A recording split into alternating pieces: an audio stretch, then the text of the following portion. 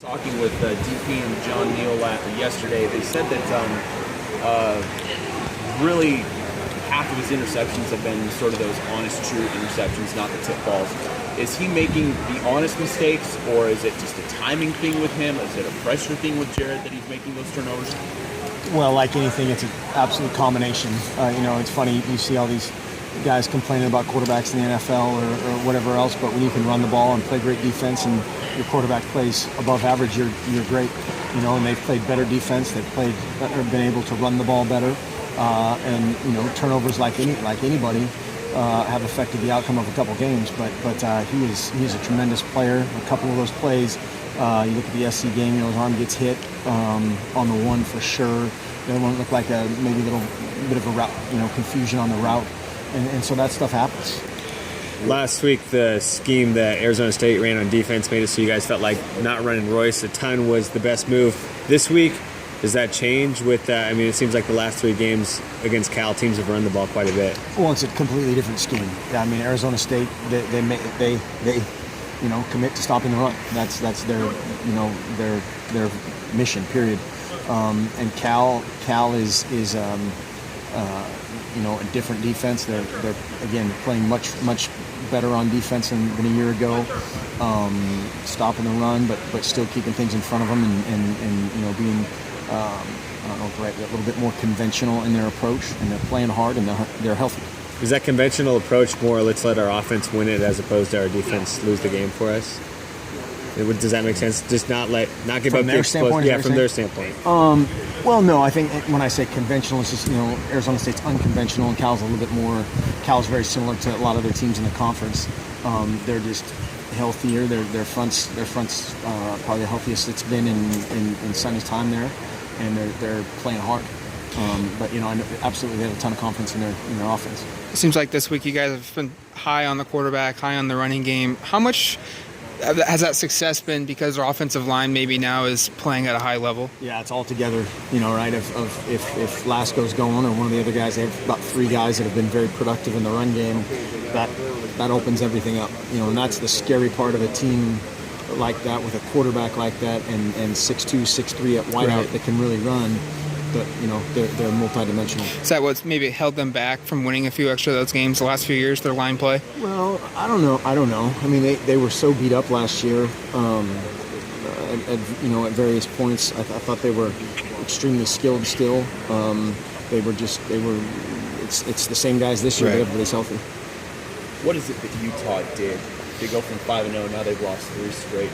Is there anything that you saw against Utah that they were sort of maybe exposed, or anything that anybody picked apart? Well, I think Utah's really good, number one. It's the winner never gets the credit. The loser gets the blame, and picking out all the things that went wrong. And Cal is an exceptional football team, and they've played well. Really well at times against those teams and come up short on the scoreboard against 3 really good teams. And so, we have our own problems that we're worried about and trying to focus on.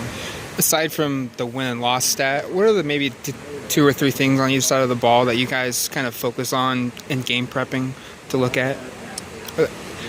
Well, turnovers, right, and scoring. Turning the ball over defensively, taking care of the ball offensively, and then whether it's us on offense or us in special teams of trying to score the football. You don't talk about outside influences. Is getting back on the winning side at home qualify in that regard? Is that something you address with guys like, hey, let's defend our home turf? I've heard that brought up, and I think I mentioned something about that last week maybe of for whatever reason we haven't played very complete at home, and that's something we certainly want to do and certainly represent for the fans. Absolutely. Yesterday, Coach Neal compared Jared Goff to Joe Montana. Is there anyone that you would kind of compare Jared Goff to? Joe Montana. Well, he's number 16, so that probably is the. And he's accurate, he's tough, he's smart. Probably runs a little better than Joe right now. Joe's older now, so he probably doesn't run quite as well. But no, he's a really good player, and again, the complementary unit that he has around him is exceptional. The running backs, those wideouts make play after play after play that are kind of a 50-50 ball is the new phrase, and they make about 90% of them. And so they're just really athletic, and he's accurate. He gives them a chance to make those, make a play on the ball and use their athleticism. And so he's a very good player. Speaking of number 16s, I think Morgan is 16. What does Morgan have to do this year and in the spring to kind of get in the mix next year? That's just not play better. I mean, be more efficient. And that's everybody. It's not, certainly the quarterback gets a bunch of focus, and he has gotten a lot of focus. And now is a time of year for those young guys, those redshirt guys, and maybe guys that are in his realm that they're redshirted and now they're what's the right word, live, so to speak, in terms of being able to play, but aren't. Now is a huge time for those guys to really put their foot on the gas and improve and keep competing, even though they're essentially scout team players right now. And so hopefully he's continuing to keep his eye on the ball that way. In the old days, I mean, programs would develop guys and they'd play as juniors or seniors for the first time.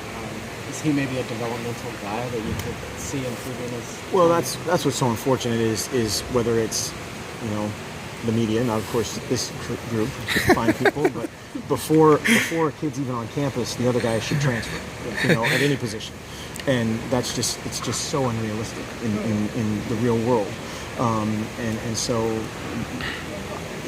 I mean, he's got a ton of talent. He's got a lot of stuff available, as do many guys in those situations. Whether it's Jalen Brown at receiver is a guy that's played a little, certainly played a little bit more than Morgan, but a guy that we have huge hopes for, and then a couple other guys at wideout, or Malik Lovett. Some of these guys that you see moving around every day that just again have to just keep their eye on the future and know that it's all a huge process.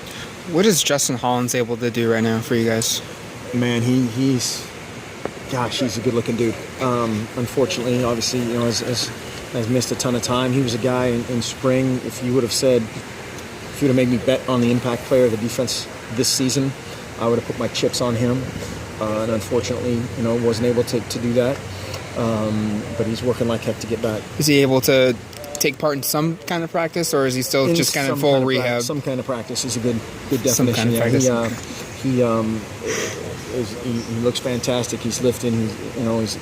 He's a lot closer than I think they thought he would be at this point, but he's still a ways. Is there that? So okay, never mind. Yeah, I don't know. Yeah. Cal's down there roasting ducks. Do you guys have any beef jerky on or bear jerky on like the menu this week? No jerky. No cured meats. I learned that cured meat is bad for you, so we're out of the cured meat business. I had a friend ask me, do you have bulletin board material? Do you guys have a bulletin board somewhere that you put bulletin board material? It's all digital. It's all digital. Yeah. Thanks.